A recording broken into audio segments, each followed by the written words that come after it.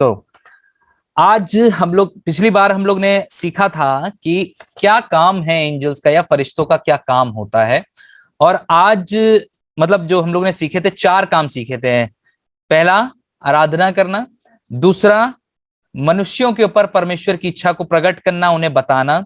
तीसरा, परमेश्वर के दुश्मनों से यानी कि जो शैतान और शैतान की शक्तियां, उनसे लड़ना। और चौथा, मनुष्यों को जो परमेश्वर के पुत्र पुत्रियां कहलाते हैं उनको शैतान से बचाने का काम। ये चार काम वो करते हैं जो कि हम लोग ने पिछली बार सीखा था।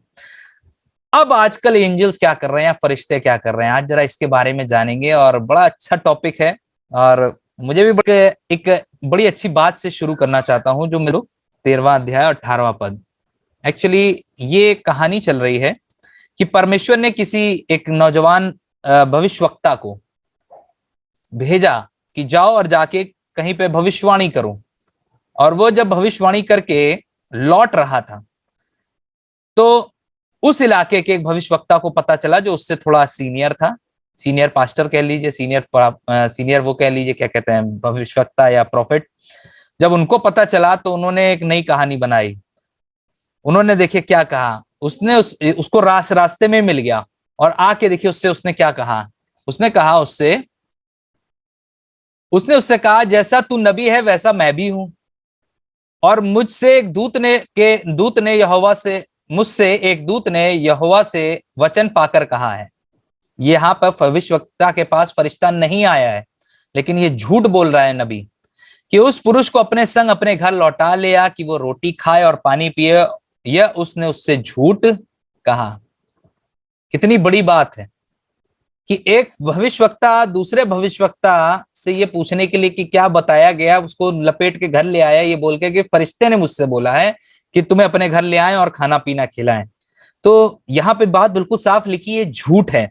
बिल्कुल ऐसे ही कई बार आजकल होता है, लोग कहते हैं मुझे स्वप्न में, मुझे दर्शन में, मेरे कमरे में एक फरिश्ता आया और उसने मुझसे ऐसा कहा। और इसीलिए ये सब चीजों को हमें जानने की जरूरत है कि वाकई में आजकल फरिश्ते आ भी रहे हैं, यह सब फर्जीवाड़ा चल रहा है। तो इसको जानने के लिए थोड़ा सा हम लोग आज एक अच्छी बाइबल स्टडी करने जा रहे हैं। पहली बात ये हमें जानने की जरूरत है कि फरिश्तों का काम जब से एपिस्कोपलिक एज खत्म हुई है, यानी कि चेलों की एज खत्म हुई है या चेलों का प्रचार खत्म हुआ, तब से फरिश्तों का काम भी बंद हो गया। तब से फरिश्तों का काम भी बंद हो गया। जैसा कि मैं अभी बताऊंगा काम कौन सा बंद हुआ है। ऐसा नहीं आप सोचिएगा कि फरिश्ते आते ही नहीं है।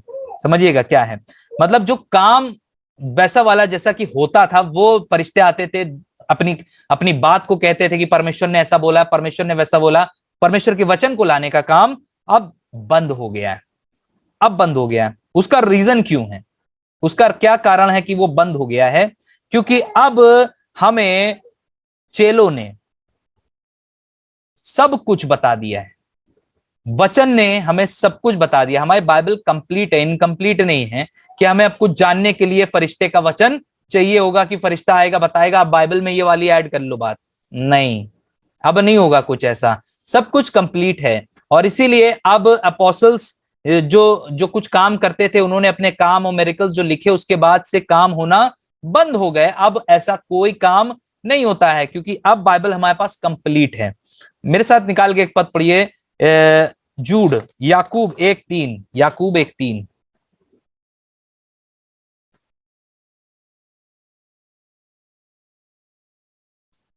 1:3 देखिए क्या लिखा है यहाँ पे। हे प्रियो, जब मैंने तुम्हें उस उद्धार के विषय में लिखने के अत्यंत परिश्रम से प्रयत्न कर रहा था जिसमें हम सब सहभागी हैं, तो मैंने तुम्हें यह समझाना चाहा आवश्यक जाना कि विश्वास के लिए पूरा यत्न करो जो पवित्र लोगों को एक ही बार सौंपा गया है। ये विश्वास हमें एक ही बार सौंपा गया है। ये बाइबल हमें बार बार नहीं रिवाइज करके दी जाएगी कि नया एडिशन आया बाइबल का, इसमें फलाने पादरी को ये इंफॉर्मेशन एक दूत ने दी है तो ये ऐड हो जाएगी, तो अब हमें बाइबल दूसरी खरीदनी पड़ेगी। ऐसा कुछ नहीं है। अब फरिश्तों का कोई एडिशन नहीं हो रहा इसमें, यानी कि आके वो कुछ वचन को ऐड करें इसमें। हमें पूरा विश्वास एक ही बार सौंपा गया है जो हम ग्रहण करते हैं परमेश्वर में। इसलिए अगर आपसे अब आपके कोई आके कहे कि अभी और भी चीजें, अभी तो बहुत बड़ी बड़ी बड़ी कहानियां चल रही हैं और कहीं कहीं फरिश्ते उतर रहे हैं और कुछ कुछ बता रहे हैं, कोई कहता फरिश्ता यहाँ आया, कोई वहां आया तो बस सुन लीजिए, लेकिन उस पर अमल ना करिए, क्योंकि कई बार लोग विश्वास करने लगते हैं इन चीजों पर। हाँ ऐसा हुआ, वैसा हुआ, नहीं ऐसा कुछ नहीं हो रहा है। फरिश्ते अब नहीं उतर रहे हैं कि लाओ परमेश्वर के वचन में एडिशन कर दें और कुछ। जो कुछ मिला हमें विश्वास में एक बार मिला है। प्रेरितों काम 13:6 से 8 पढ़ेंगे, देखिए क्या लिखा है यहां पर। प्रेरितों काम 13:6 से 8।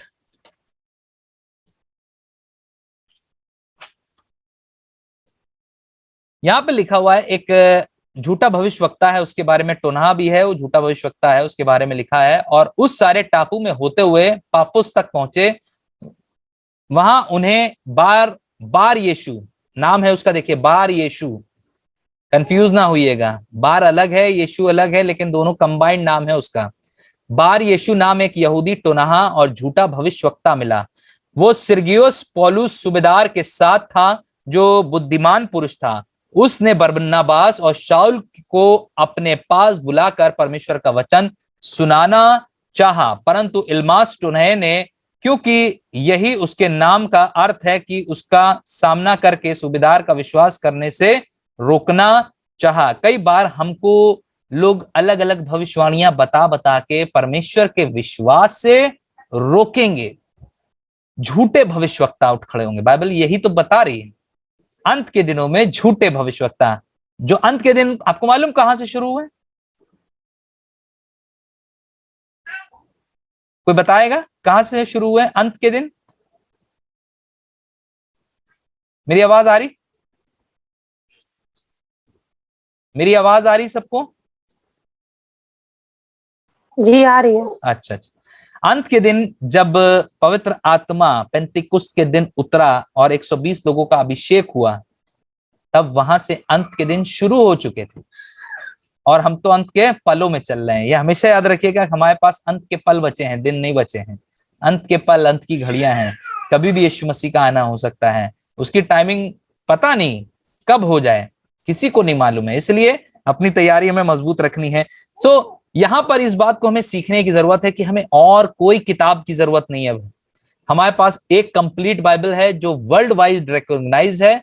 इसका एक सिरा दूसरे सिरे से मेल खाता है, जैसे एक धागे में मोती पिरोए जाते हैं। बिल्कुल हर पुस्तक दूसरी पुस्तक से जुड़ी है, मेल खाती है, वचन आपस में मेल खाते हैं। इसलिए हमें कंफ्यूज होने की जरूरत नहीं। हमें कोई आके और कोई ज्ञान दे, इससे पहले आप अपनी बाइबल पर विश्वास बहुत पुख्ता कर लें कि आप इन झूठे भविष्यवक्ताओं से ना परेशान हो पाए। देखिए वचन पूरी तरह सफिशिएंट है। कैसे सफिशिएंट है? बाइबल खुद प्रूफ करती है। अब आपको किसी और से पूछने की जरूरत नहीं, आनंद से भी पूछने की जरूरत नहीं। आप बाइबल से पूछिए, बाइबल आपको जवाब देगी। दूसरा तिमुथियुस 13वां अध्याय और उसका 16 से 17 देखिए क्या लिखा है। हर एक पवित्र शास्त्र परमेश्वर की प्रेरणा से पहली बात तो रचा गया है, और उपदेश और समझाने और सुधारने और धर्म की शिक्षा के लिए लाभदायक है, ताकि परमेश्वर के जन सिद्ध बने और हर एक भले काम के लिए तत्पर हो जाएं। यहां पर यह चीज जो है बिल्कुल साफ है, हमें इस बात को बता रही है। आवाज आ रही मेरी? ओके कर दीजिए ऐसे आ रही है तो। जी पास्टर जी आ रही है। आ रही आवाज? आवाज आ रही? जी जी आ रही है। हर एक पवित्र शास्त्र परमेश्वर की प्रेरणा से रचा गया है और उपदेश और समझाने और सुधारने और धर्म की शिक्षा के लिए लाभदायक है, ताकि परमेश्वर का जन सिद्ध बने और हर एक भले काम के लिए तत्पर हो जाए। आपको किसी और पुस्तक की जरूरत नहीं कि आप परफेक्ट बने। पहली बात, हर एक भले काम की शिक्षा भी इसी में है। आपको दुनिया से पूछने की नहीं जरूरत है कि क्या भला काम करें। बाइबल सारे भले कामों के विषय में खुद से बताती है। और सबसे बड़ी बात लिखा है उपदेश देने। अगर आप चाहते हो कि आप प्रचारक बनो तो उपदेश देने के लिए सबसे अच्छी बात, समझाने के लिए सबसे अच्छी बात इसी में है, सुधारने के लिए और धर्म की शिक्षा के लिए बहुत लाभदायक है। इसलिए चिंता ना करिए कि क्या करेंगे क्या नहीं करेंगे, आपको इसमें परेशान होने की जरूरत नहीं। बाइबल के पास सारे जवाब हैं। दूसरा पतरस उसका 1:3 देखिए क्या लिखा है यहाँ पे। क्योंकि उसके ईश्वरीय सामर्थ्य ने सब कुछ जो जीवन और भक्ति से संबंध रखता है हमें उसी की पहचान के द्वारा दिया है, जिसने हमें अपनी ही महिमा और सद्गुण के अनुसार बुलाया है। दिया भी है और बुलाया भी है। इसलिए अब और किसी परमेश्वर के स्वर्गदूत की जरूरत नहीं है कि आके और कुछ एडिशन करे वचन के अंदर, हमारे पास सफिशिएंट है। एक और पद पढ़ सकते हैं, गलातियों उसका 1:8-9। यहां लिखा है, परंतु यदि हम या स्वर्ग से कोई दूत भी, अरे ये वाली बात जो है बहुत इंपॉर्टेंट है, नोट कर लीजिए। परंतु यदि हम, यानी कि ये पौलुस प्रेरित और जितने चेले हैं, इनमें से कोई भी आकर या स्वर्ग से कोई स्वर्गदूत भी आकर सुसमाचार को छोड़ जो हमने तुमको सुनाया है, जो हम वचन बाइबल से पढ़ते हैं, कोई और सुसमाचार तुम्हें सुनाए तो श्रापित है। कितनी अच्छी बात है भैया।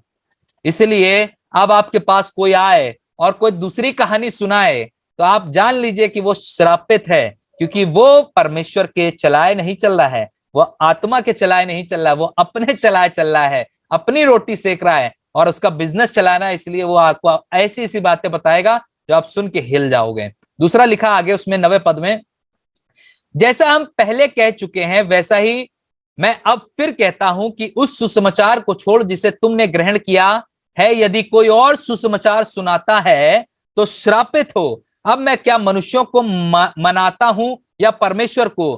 क्या मैं मनुष्यों को प्रसन्न करना चाहता हूं?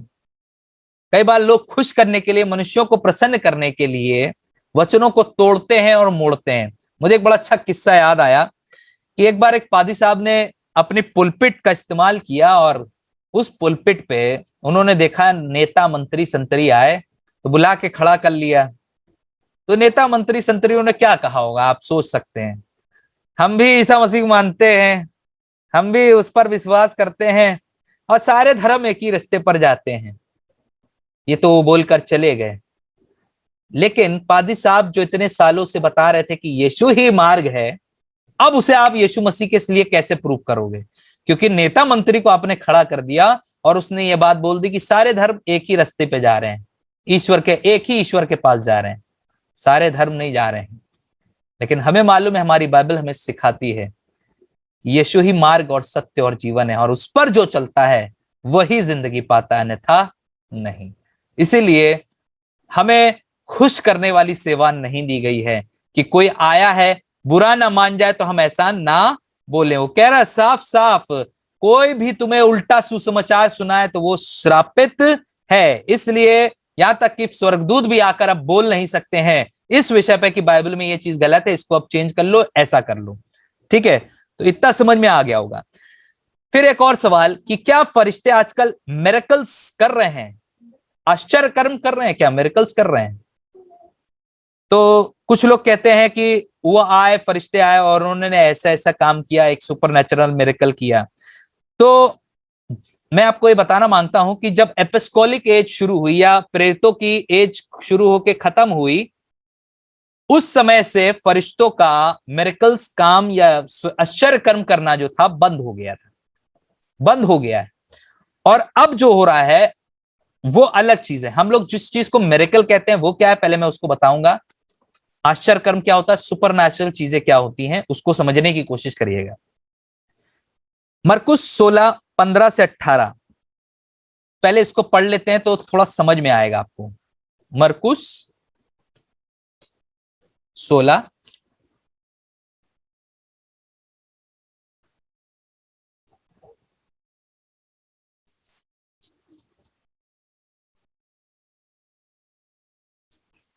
मरकुस 16:15-18, इसमें लिखा है, और उसने उनसे कहा, तुम, ये आखिरी वाला हिस्सा है, और उसने उनसे कहा तुम सारे जगत में जाकर सारी सृष्टि के लोगों को सुसमाचार प्रचार करो। पहला काम, ग्रेट कमीशन, जो उसका ऑर्डर था यीशु मसीह का। जो विश्वास करे और बपतिस्मा ले उसी का उद्धार होगा, परंतु जो विश्वास ना करेगा वो दोषी ठहराया जाएगा। तुम जाओ, प्रचार करो, सुनना ना सुनना उनके हाथ में है। जो सुनेगा वो विश्वास करेगा, जो नहीं करेगा वो दोषी ठहराया जाएगा। और सुनिए, अब जो वचन शुरू होता है इस पे बहुत गौर करिएगा। और विश्वास करने वालों में ये चिन्ह होंगे कि वे मेरे नाम से दुष्ट आत्माओं को निकालेंगे। इसलिए अब किसी फरिश्ते की जरूरत नहीं है कि दुष्ट आत्मा आके निकाले। नई नई भाषा बोलेंगे, सांपों को उठा लेंगे, यदि वे नाशक वस्तु भी पी जाए तो भी उनको कुछ हानि ना होगी। वे बीमारों पर हाथ रखेंगे और वे चंगे हो जाएंगे। निदान प्रभु यीशु मसीह उनसे बातें करने के बाद स्वर्ग पर उठा लिया गया और परमेश्वर के दाहिनी ओर बैठ गया और उन्होंने निकल कर हर जगह प्रचार किया। अब आप सुनिएगा आगे की लाइन, और प्रभु उनके साथ काम करता रहा। कौन काम कर रहा है? प्रभु काम कर रहा है, फरिश्ते नहीं काम कर रहे हैं। और उन चिन्हों के द्वारा जो साथ साथ होते थे वचन को भी दृढ़ करता रहा। साथ साथ चिन्हों को भी और वचनों को भी दृढ़ करता रहा। सिंबल्स के द्वारा या उन निशानियों के द्वारा वो बताता रहा कि मेरा काम कितना पक्का है। यहां पर किसी फरिश्ते का जिक्र नहीं है कि तुम्हारे लिए फरिश्ते आएंगे वो मिरेकल्स करेंगे। तुम्हारे साथ खुद खुदा होगा जो तुम आश्चर्य कर्म करोगे।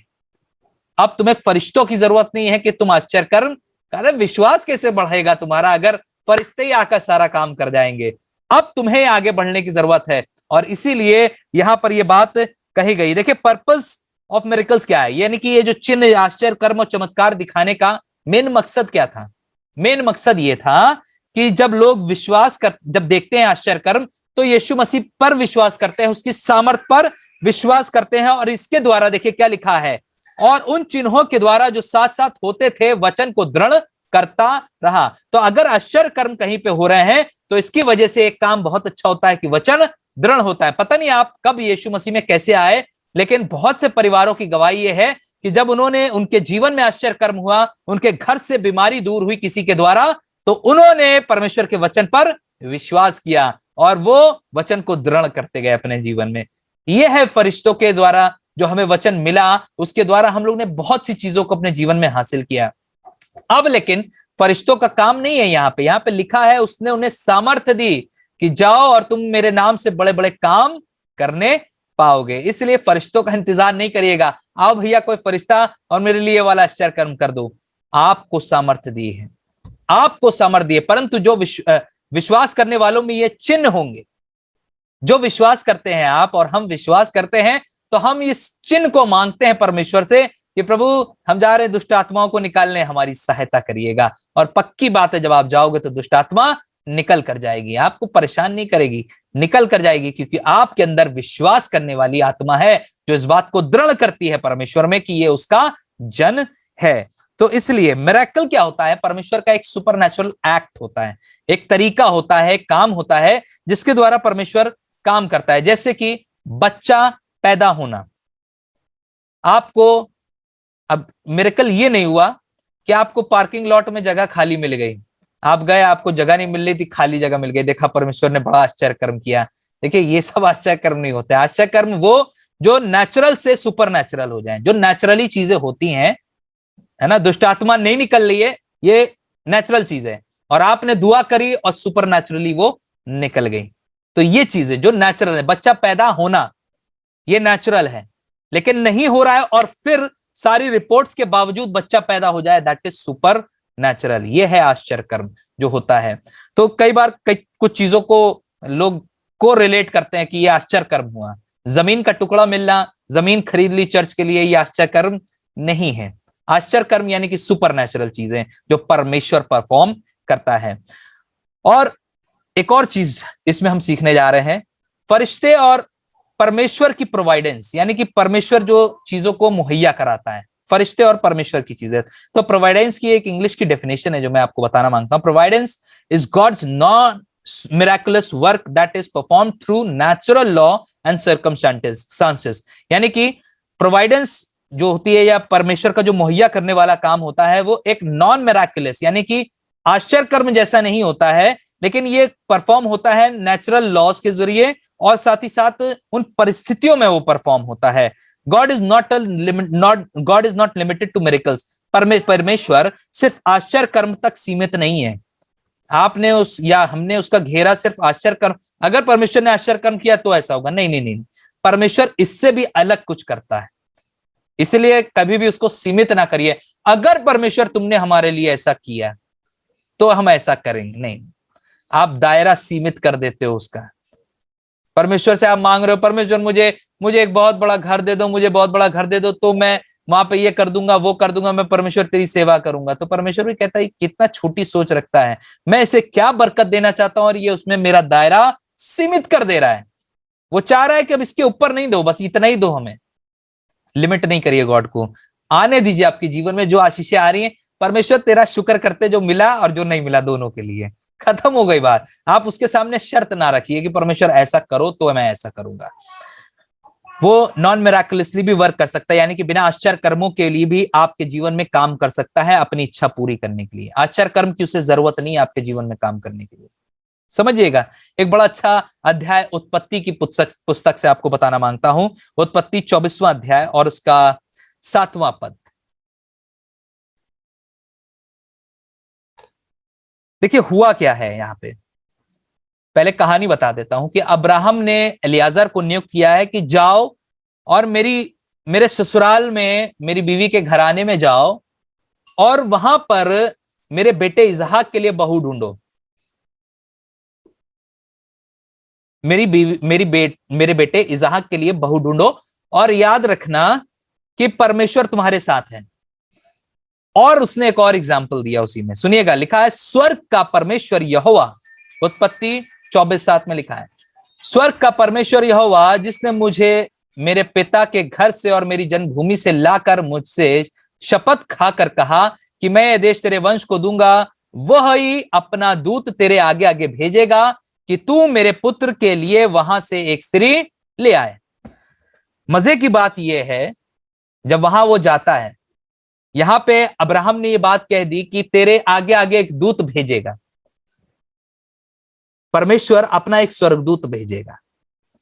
लेकिन आपने ये स्टोरी पढ़ी होगी तो आपको याद होगा कि उस जो सेवक था एलियाजर, वो खुद ही वहां बैठा और कहने लगा जो मेरे ऊंटों को पानी पिलाएगी लड़की, वही, उसने एक दायरा सेट किया कि वही होगी जिसको परमेश्वर ने चुना है इसहाक की बीवी होने के लिए।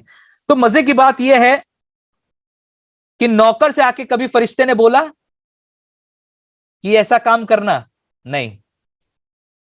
दूत आगे आगे गया है, सारा काम निपटा रहा है, लेकिन वो कहीं पे भी सीन में नहीं आया है।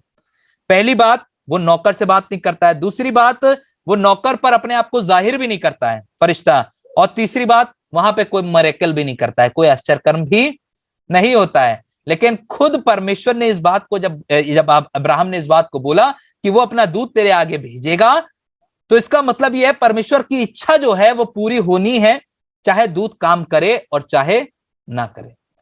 वहां पे है, आपको दिखाई नहीं देगा, बिहाइंड द सीन बहुत काम होता है। जैसे हम पिक्चर देखते हैं, पिक्चर में ये हो गया, वो हो गया, अरे वाह क्या सीन बनाया है, लेकिन आपको नहीं मालूम कि इसके सीन के बनाने के पीछे कितने लोगों का हाथ होता है। बिल्कुल ऐसे ही एलियाजर तो वहां बैठ गया, लेकिन इस कुएं पर लड़कियों का लाने का काम हो सकता है इस दूत के द्वारा हुआ हो सकता है उस दूत ने उस लड़की के मन में यह बात। यहां पर हमने ये चीज देखी और सीखी कि फरिश्ता जो था कभी भी आया नहीं सामने, लेकिन परमेश्वर की इच्छा पूरी हुई। काम उसने किया, लेकिन कभी भी आकर वो सामने खड़ा नहीं हुआ, कभी उसने क्रेडिट नहीं लिया। और यही चीज हमें भी और आपको सीखने की जरूरत है कि आप किसी फरिश्ते का आप इंतजार ना करिएगा, ना करिएगा। मुझे एक अच्छी कहानी याद आती है, पता नहीं आपने सुनी कि नहीं सुनी, कि एक बार एक आदमी होता है जो कि बीच भंवर में फंसा होता है, एक ऐसे पेड़ की डाली को पकड़े हुए होता है, पानी का सैलाब आ रहा होता है। वो परमेश्वर को चिल्ला के कहता है, परमेश्वर मुझे बचा ले, परमेश्वर मुझे बचा ले। तो एक एक नाव आती है, कहता आजा कूद जा नाव में। कहता नहीं नहीं नहीं, परमेश्वर बचाएगा। नाव छोड़ के चली जाती है, लटका हुआ है। थोड़ी देर बाद एक हेलीकॉप्टर आता है, रस्सी गिरती है और कहता है चल पकड़ के लटक जा भाई इसमें, आ जा। कहता है नहीं नहीं नहीं, परमेश्वर बचाएगा। तो हुआ क्या कि थोड़ी देर बाद डाल की टहनी टूट जाती है और ये भाई साहब जिस पे लटके होते हैं पानी में बह जाते हैं, मौत हो जाती है। और ये जाते हैं परमेश्वर के सामने। एक कहानी है, मजाक की है, ऐसा होता नहीं है कि मरने के बाद सीधे पहुंच जाए परमेश्वर के पास। तो कहता है बड़ा गुस्सा हो गया, क्या परमेश्वर मैंने तुम्हें पुकारा, इतना मैं तुम पर विश्वास करता था, इतना बड़ा मैं विश्वासी था, जब मैंने तुझे पुकारा तूने मेरी मदद नहीं करी और मुझे मरने दिया, मेरी मौत हो गई। कहने का अरे कल मन, पहले एक नाव भेजी तो तू नहीं बैठा उसमें, हेलीकॉप्टर भेजा तो तू नहीं बैठा, अब बता मैं क्या खुद आ जाऊं तुझे लेने। यानी कि वही दूत थे मेरे जो तुझे लेने आए थे, लेकिन वो किसी हाल में जाने को नहीं तैयार था, उसे लग रहा था परमेश्वर आएगा बचाने। तो कई बार ऐसा होता है कि हमें हमें दिखाई नहीं देती चीजें, लेकिन हो रही होती चीजें, और वो दूत काम कर रहे होते हैं, लेकिन हमें दिखाई नहीं देते। इसीलिए कई बार मिरेकल की जरूरत नहीं होती है कि आप परमेश्वर अपने मिरेकल्स के द्वारा आपके अंदर विश्वास को परफॉर्म करा सके या विश्वास बढ़ा सके आपका। इसलिए परमेश्वर पर आपको हमेशा क्या कहते हैं उसको, डिपेंडेंट रहना है।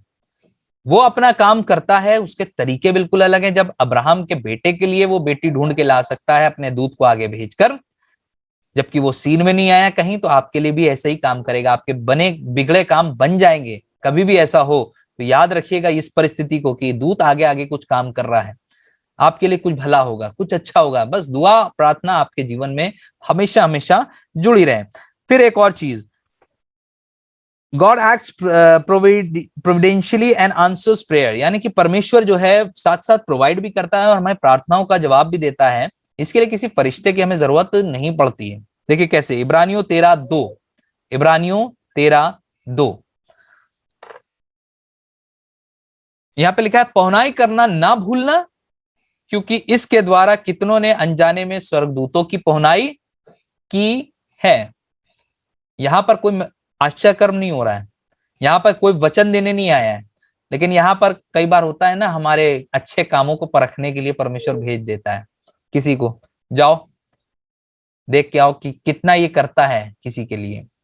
और आपके घर कोई आया और आपने उसको पानी भी नहीं पूछा, खाना तो दूर की बात है, पानी भी नहीं पूछा, तो यहाँ बहुत साफ लिखा है उन लोगों के लिए, पहुनाई करना ना भूलना, क्योंकि इसके द्वारा कितनों ने अनजाने में स्वर्गदूतों की पहुनाई की है।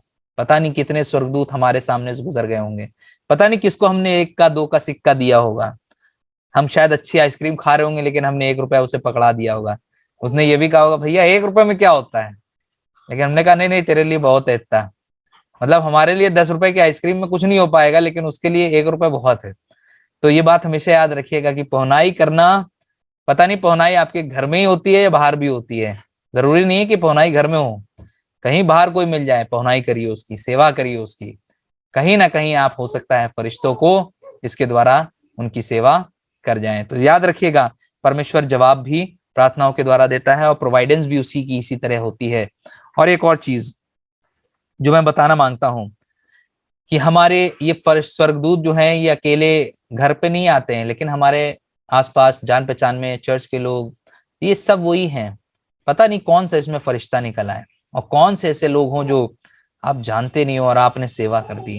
पता नहीं न्याय के दिन जब वो खड़ा हो वहां पे तो कहेगा, प्रभु इसने मुझे अच्छे से अच्छा खिलाया पिलाया, जो खुद खा रहा था इसने मुझे खाने को दिया, पीने को दिया, अपनी रोटी में से दिया। वहां पे तारीफ होगी आपकी। इसलिए ये वाले अच्छे काम जो हैं बिल्कुल भी ना भूलिएगा, क्योंकि बाइबल लाजर और उस अमीर आदमी के बारे में बहुत बताती है। पौनाई करना तो दूर, उसने तो पूछा तक नहीं उसको। चूर चार गिरते थे तो वो फेंक दिए जाते थे कुत्तों के साथ, वो भी खाता था। लेकिन उसके बावजूद परमेश्वर ने लाजर को जो जिंदगी दी वो उस अमीर आदमी को नहीं मिली।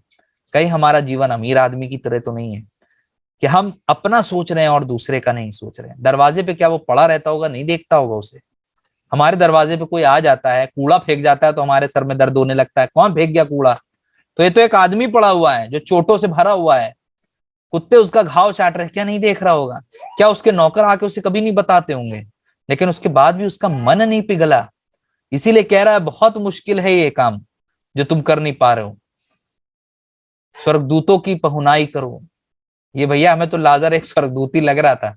अब ऐसा नहीं है कि स्वर्गदूत एक दिन के लिए आएंगे और चले जाएंगे, कब पड़े रहे हैं आपके सामने, 3 दिन 4 दिन 5 दिन को 1 महीना, अब पता नहीं लाजर कितने दिन तक पड़ा रहा वहां पे। और उसके बाद परमेश्वर ने उसे गोद दी। कितनी अच्छी बात है। हम यहाँ जो दुख उठाते हैं, खुश रहिएगा इस बात से, ये दुख हम उठा रहे हैं क्योंकि परमेश्वर अपने अनुग्रह को वैसे ही देगा। जो यहाँ सुख भोग चुके हैं वहां उनके लिए दुख इंतजार कर रहा है। अगर जीवन अच्छा बिताया है तो यहाँ भी अच्छा और वहां भी अच्छा, लेकिन अगर सुख भोगते भोगते परमेश्वर को भूल गए हैं तो वाकई में जीवन बहुत बेकार हो जाएगा। इसलिए हमेशा याद रखिएगा कि परमेश्वर क्या कुछ नहीं करेगा आपके लिए, आपके लिए वो करना चाहता है। जरूरी नहीं है इसके लिए फरिश्ते आपके पास आए, आप फरिश्तों का भी इंतजार ना करिए, क्योंकि उसने आपको, मैंने आपको मरकुस में 16वें अध्याय में पढ़वाया कि उसने आपको सामर्थ्य दी है, विश्वास करने वालों में ये चिन्ह होंगे। आप नोट कर सकते हो इन्हें, विश्वासी जो होते हैं उनके कामों को आप नोट कर सकते हो। इसलिए कोशिश ये करिएगा कि विश्वास में और दृढ़ होइए, फरिश्तों का इंतजार ना करिए। मैंने फरिश्ते इसलिए बोला कि फरिश्तों का इंतजार करने, फरिश्ते जहां उनको काम आना है वो वहां पे काम आएंगे, आप परेशान ना होइए, वो सीन में आएंगे जब आना होगा, लेकिन आप उनके लिए परेशान ना होइए। कई बार तो लोग फरिश्तों से दुआ करते हैं, हमने सुना, एंजल्स प्लीज हेल्प अस, फरिश्तों से दुआ करते हैं हमारे घर की निगहबानी चौपानी करो। हम लोग क्या बोलते हैं, परमेश्वर तेरे फरिश्ते हमारे घर की निगहबानी चौपानी करे, तेरे फरिश्ते, फरिश्तों से नहीं बोलिए आप। कई बार दुआओं का मतलब ही चेंज हो जाता है जब हम दुआ करते हैं, इसलिए इन चीजों को याद रखिएगा और खुदा आपको आशीष दे।